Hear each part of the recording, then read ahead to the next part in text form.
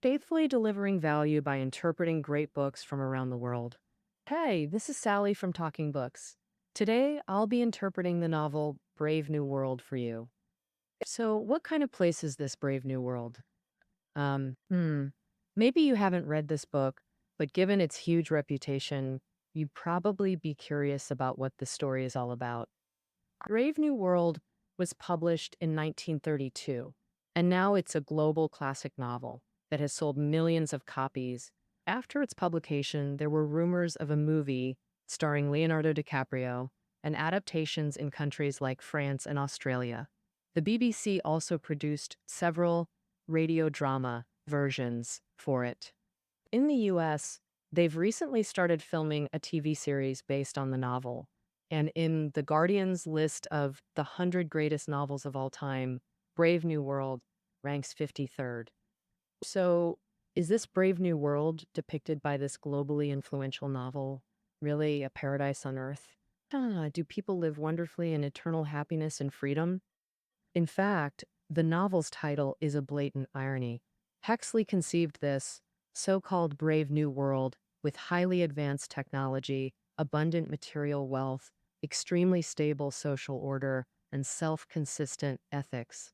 But can this efficient harmony achieved by perfect technology truly make people happy? Huxley deeply questioned this. Huxley came from a British family of science and literature. His grandfather, Thomas Huxley, was a student of Darwin and a famous supporter of evolution theory. His parents were both literary figures. This background gave Huxley both scientific reasoning and rich imagination, which is why this novel remains captivating. Next, let's take a look together at how Brave New World actually works. What absurdities lie behind this beauty? The construction and continuation of the New World require solving two problems. The first is the birth of humans, and the second is the operation of society. The New World solves these problems through high-tech means. First, let's look at the issue of human birth. The novel begins by focusing on the place where new life is nurtured in the New World. The Central London Hatchery and Conditioning Center. It's a gray-white building with big slogans at the entrance. Community, identity, stability. The vibe inside is like a factory assembly line, with workers in white coats using high-tech methods to incubate new human life. Think advanced glassware techniques and precise controls for temperature and salinity, all to make life super uniform and efficient. Oh, there are three main technological methods. First off, everything's done with artificial insemination. No uterus involved.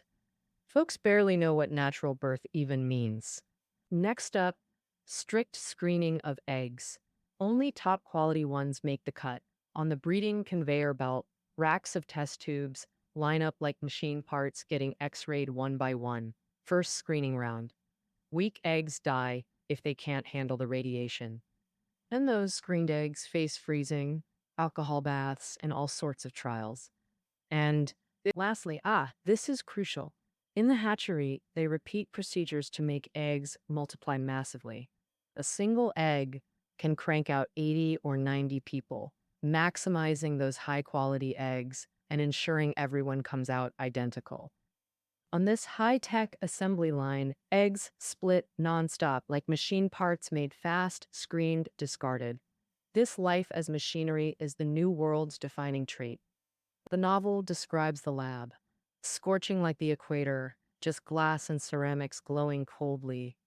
Workers in white coats, rubber gloves, pale as corpses, light, frozen, solid, dead, ghostly. Only through the microscope do they spot any sign of life. Huxley wrote, "It's just barrenness here, echoing barrenness. If we check out the novel's time and setting, it'll all make sense." Huxley made human production all robotic and extreme to straight up mock the industrial era. The story's set around the Fordian era, year 632 AF, dash AF meaning after Ford, like God's domain. So, what's the Fordian era all about? Huxley turned Henry Ford America's auto tycoon, into the New World's god, hence Fordian.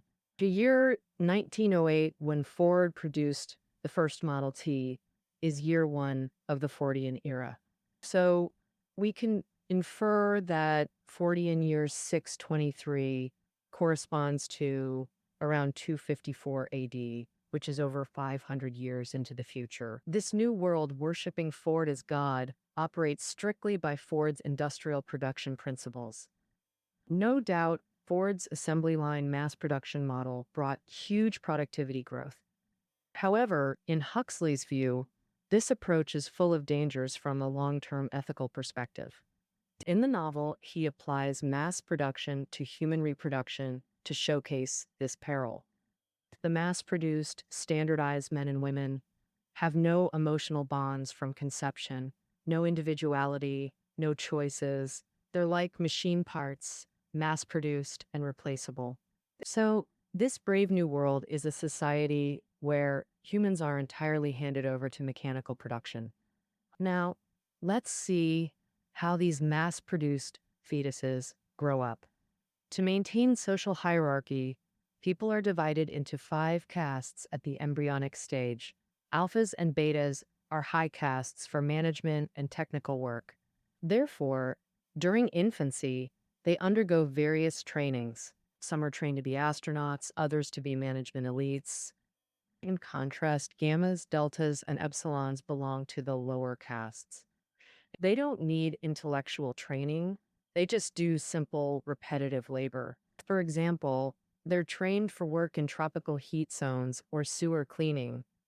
In short, for so-called stability, the new world uses tech to predetermine each person's fate. The 5 castes get tailored skills training, addressing knowledge and technical aspects. To prevent resistance, they also use conditioning to reshape emotions and souls. This conditioning involves numbing and brainwashing people from embryonic and infant stages. In the nursery, we see a scene where nurses bring flowers and books to a group of 8-month-old infants. These colorful, wonderful images immediately attract the babies, who crawl toward them happily. But just then, the flowers suddenly transform and the books crumple. At the same time, piercing explosions and alarm bells ring out.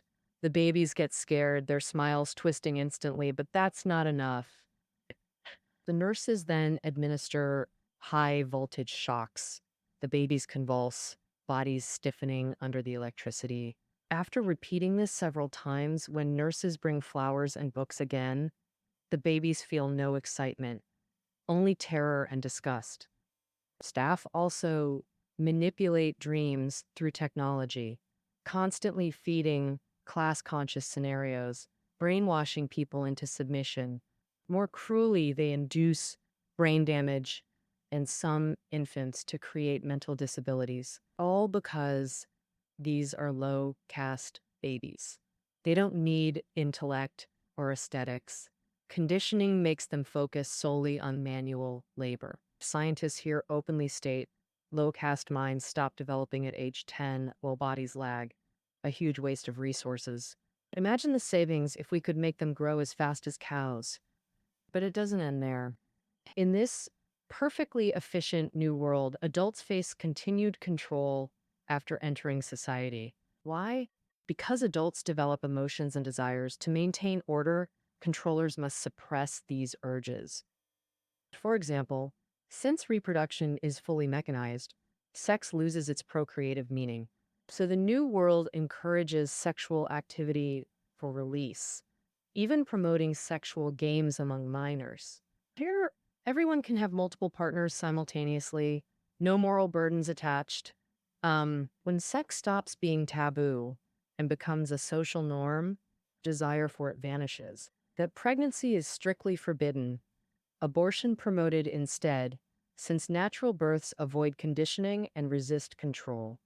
Similarly, familial bonds create emotional dependencies, absolutely prohibited here. Another powerful tool for satisfying desires is soma. Soma. Like the shuttle's motion and hemp's texture, it's a sweet euphoria drug. Whatever troubles you have, Just take a dose and instantly forget. Spray rioters with a soma gun and they'll calm down immediately. When feeling low, people can even apply for soma holidays. This invention inevitably reminds us of modern narcotics. Huxley proved visionary, predicting drug abuse in industrial societies last century. Under such high-tech control, people shed emotions and thoughts, willingly becoming stable cogs in the social machine, living entirely by technological inertia.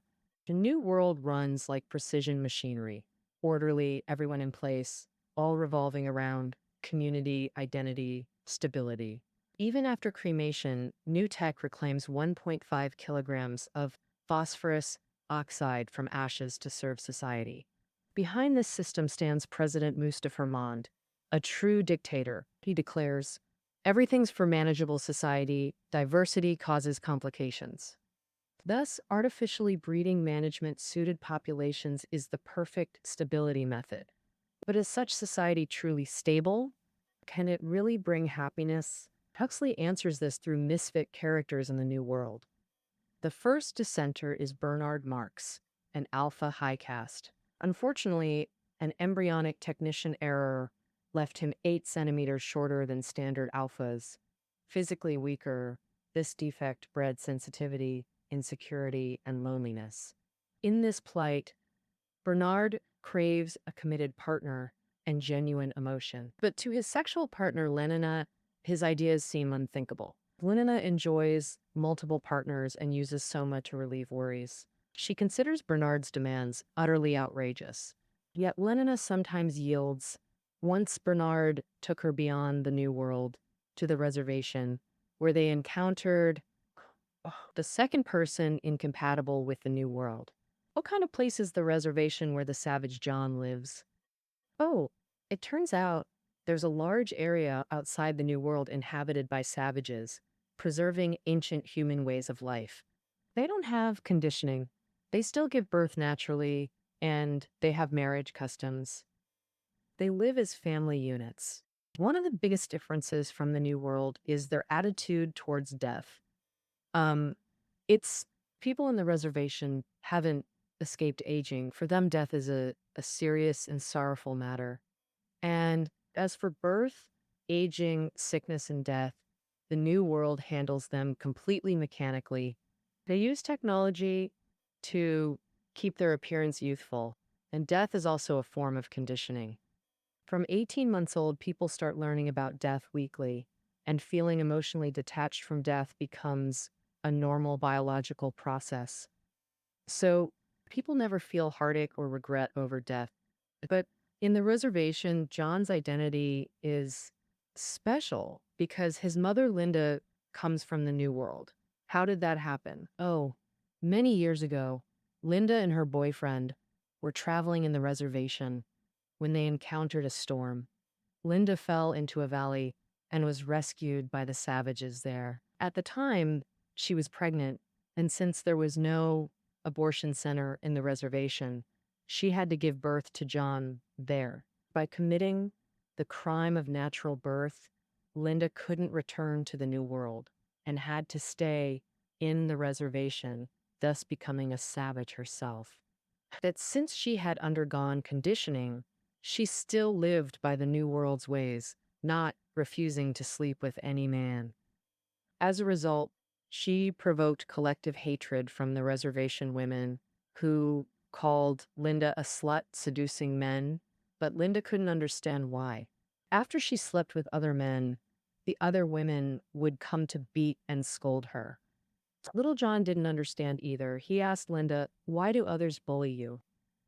Ah, Linda couldn't answer at all, and their mother-son relationship was very awkward. When John learned to call Linda mom, like other kids, Linda was terrified. She scolded John, "You little beast! I'm not your mother. I don't want to be your mother. Just because I gave birth like an animal, I can't return to the New World." Ah! The New World and the reservation follow two completely incompatible ethical standards.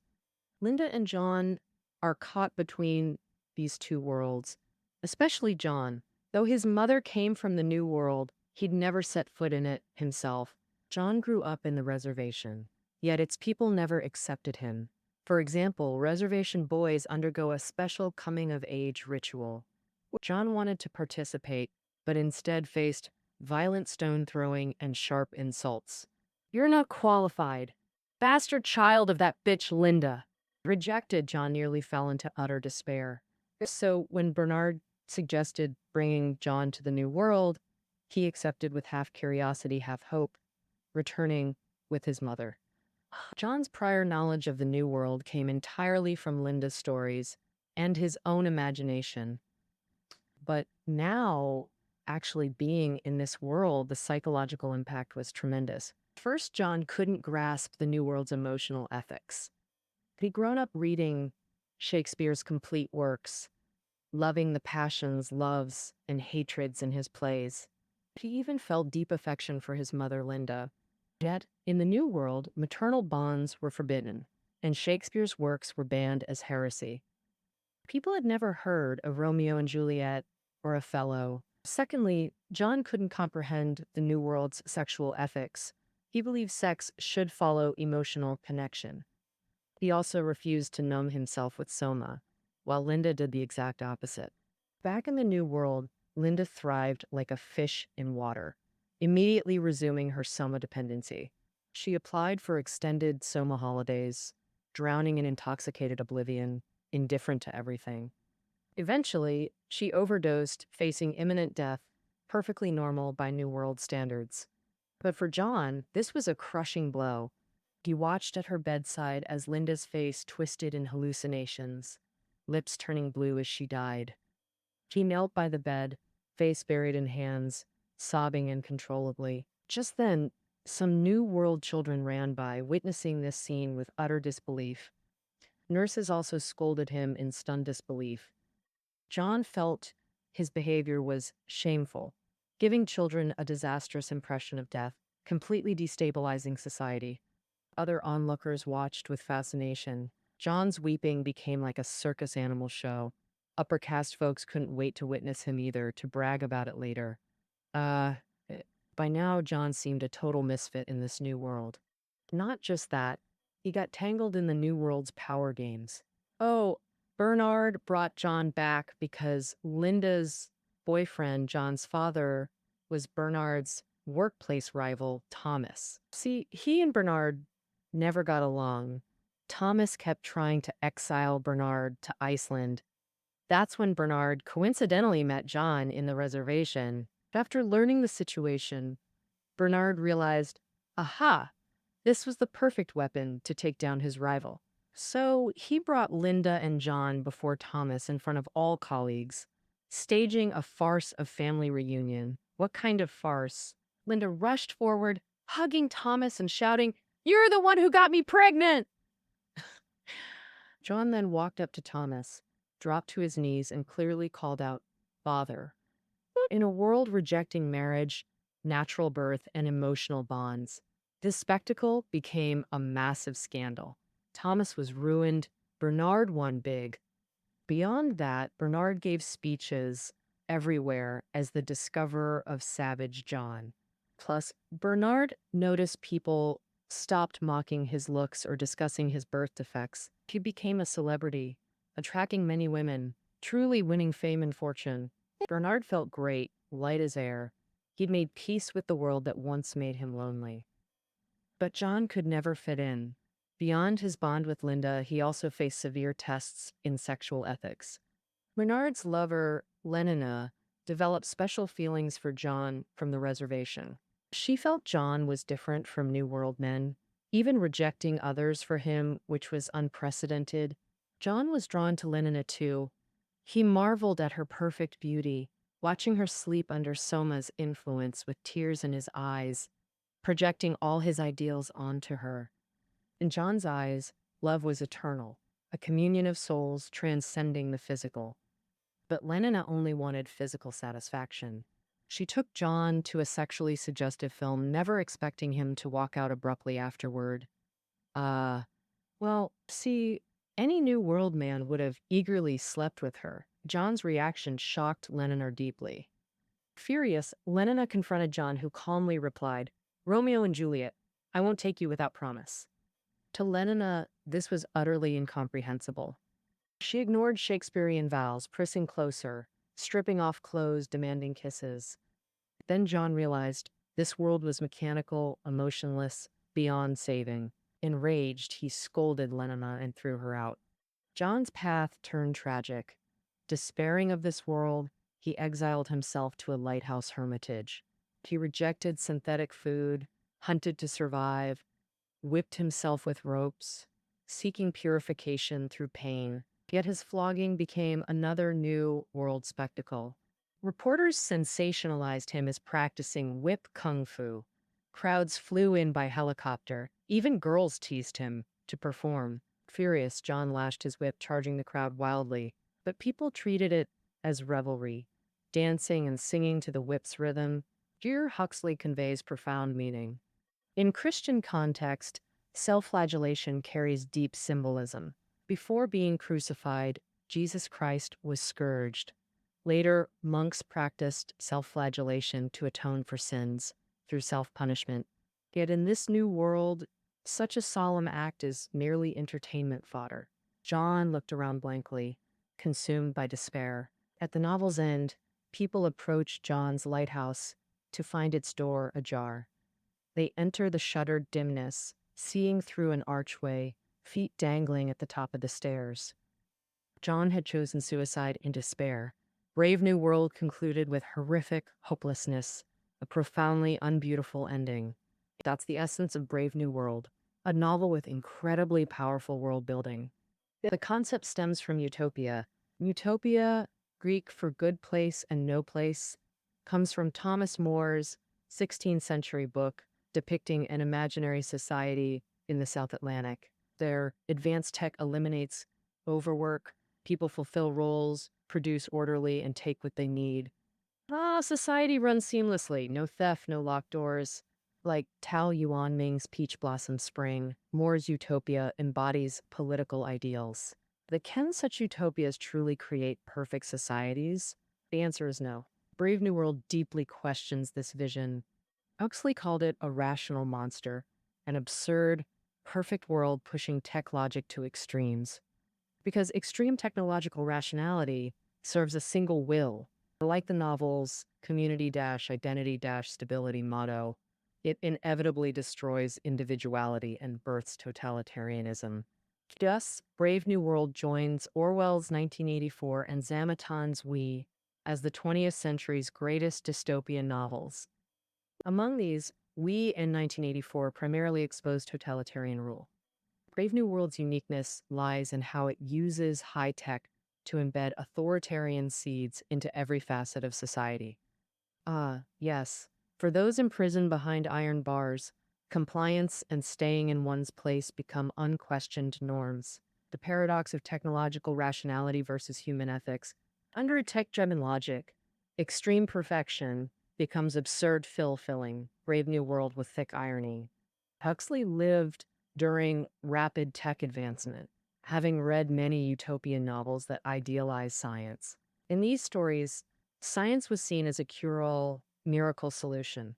This blind optimism deeply troubled him. Huxley believed extreme technological rationality becomes irrationality. Starting from utopia's perfect blueprint, the novel applies extreme scientific logic to governance. Flaws become mechanical glitches to eliminate. Human growth becomes engineering. Individuals vanish into emotionless cogs serving social interests. In this logic, reducing humans to tools, Brave New World becomes an executioner, fully opposing humanity. Behind this perfection are objectified humans, stripped of choice, doomed to tragedy. This is Huxley's meditation on humanism. The title comes from Shakespeare's The Tempest. John often recites, "Oh, brave new world that has such people in't, how beauteous mankind is." Shakespeare embodies humanism's brightest light, banned in the New World, yet John's spiritual anchor. The novel brims with Shakespearean references, his vivid loves, hates, personalities, choices, the irreplaceable value of individuals. clash violently with the New World's machinery. Humanism's clash with extreme rationalism and collectivism mirrors reservation versus New World, the very root of John's tragedy. Through John and the New World's tragedy, Huxley warns us societies ruled by high tech rationality disrespect life and human dignity. This uniform, perfect ideal hides ethical crises we must heed. Back to our opening question. Brave New World isn't an ode to perfection, it's a satirical poem. The novel actually depicts a terrifying new world. This horrifying world later became a recurring theme in sci fi works. Take the famous British show Black Mirror, referring to ubiquitous screens, TVs, phones, computers, monitors everywhere. The deeper meaning technology controls our lives. In every corner, it constantly distorts humanity. When screens light up, we might see a beautiful world.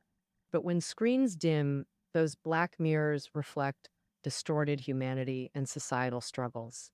Even today, Huxley's insights on tech, politics, and ethics remain relevant, still provoking deep, lasting reflection. All right, that wraps up our interpretation of Huxley's Brave New World. Reading notes are below the audio. See you tomorrow.